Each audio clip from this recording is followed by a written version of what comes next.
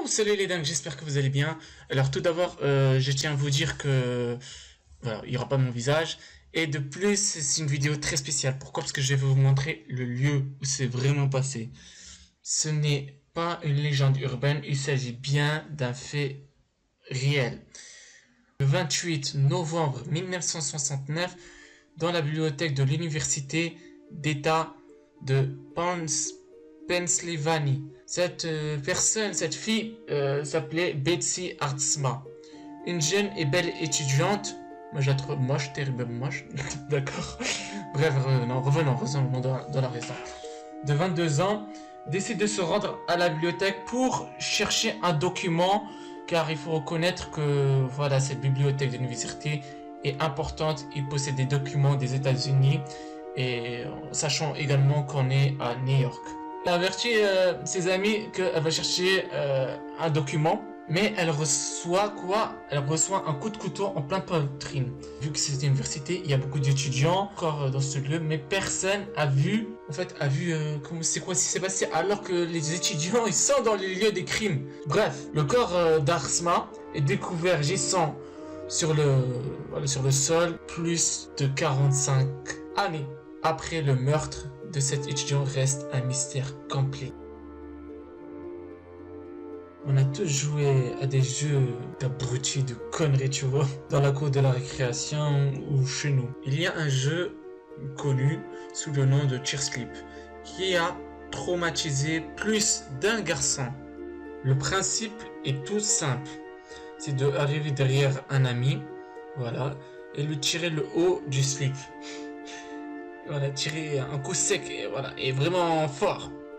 Et là, voilà, pour eux, pour nous, quand t'es enfant, c'était une blague. Mais finalement, pour la victime, c'était une autre, c'était l'enfer.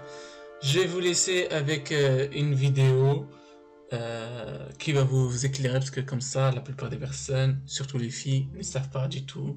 Enfin, je crois. Mais du coup, voilà, je vous laisse. Et on se retrouve après la vidéo.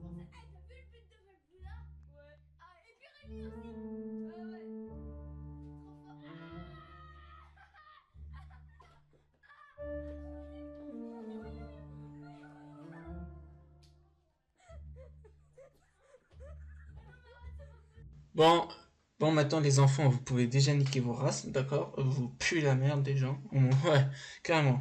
Vous êtes vraiment abrutis. Bref, nous, vu qu'on est dingue et on a peur de rien du tout, mais je suis spectateur et les dingueries, on va continuer.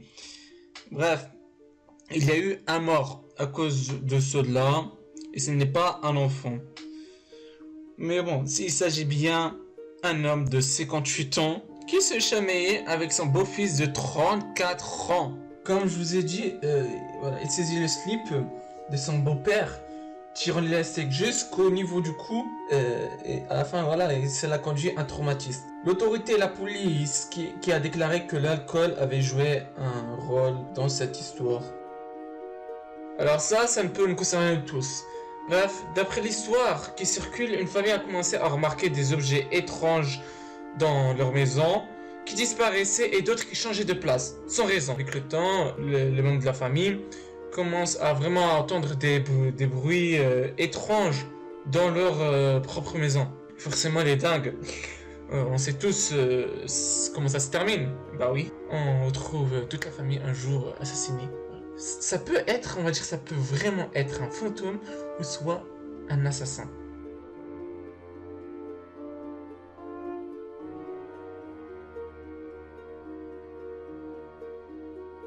Charlie sans visage, ou comme on dit en Amérique, Charlie no face.